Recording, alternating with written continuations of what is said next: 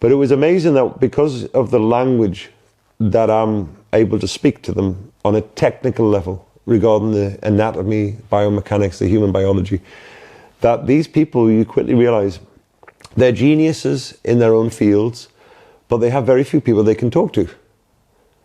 So they have very few people they can geek out on, because they're never with anyone else. They're always with clients. And their clients are young sportsmen and women who are not always the most intelligent.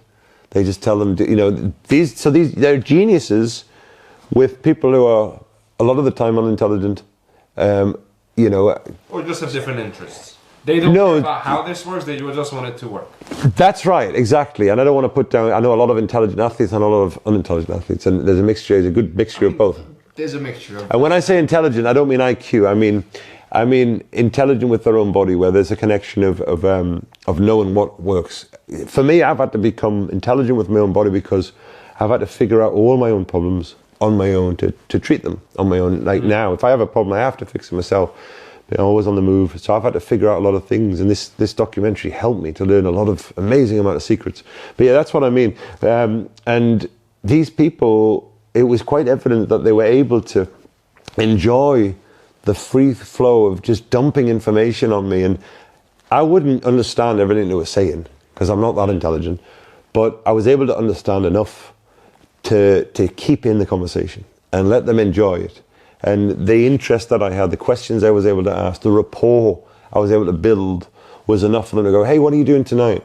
I've got such and such coming around tonight. Why don't you come round and we'll chat more and watch the game? Yeah, I'm not doing much. I'm just here. And the story was kind of, so what are you doing? To be honest, I've got a bit of time. Me and my wife are traveling around. We're doing a bit in Austin. We want to see the sights. We're staying at the such and such. Oh, you're staying there? It was always had to be somewhere nice, you know. Yeah, we're staying there. And oh, okay. Because I can't be a motel. I got to play the part of this guy, so Al Jazeera's paying for me to stay there. And they're like, yeah, come over. Like, and I said, yeah, I'll speak to my wife, see what she's doing. If I can get the clearance, I'll come over later. But then I'd meet up with my team. They'd get the chips out. And then sometimes they'd be like, holy shit, do you know who these people are? I don't know any American sportsmen or women, you know. I don't even have an interest in British sport. I've only ever been interested in the things I'm doing. I don't like watch football or sometimes watch, only now I started getting into athletics in many of the sports, but for me it was just doing what I did. And they're like, these are some of the biggest stars in Major League Baseball and Major League American football. These are like the David Beckham of America. These are huge.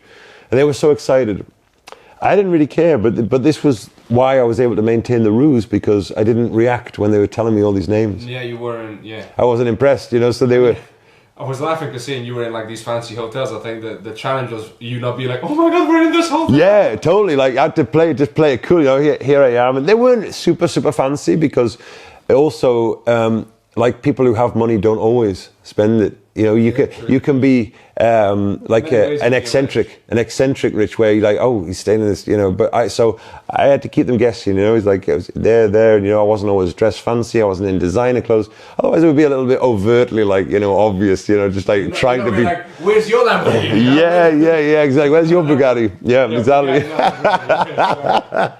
So I played this role really well. I infiltrated these circles. But we were trying to always meet this one guy, Charlie Sly, who was this just genius guy, and we could never get a chance to meet him. We finally did, and oh my God, the stuff I learned was incredible.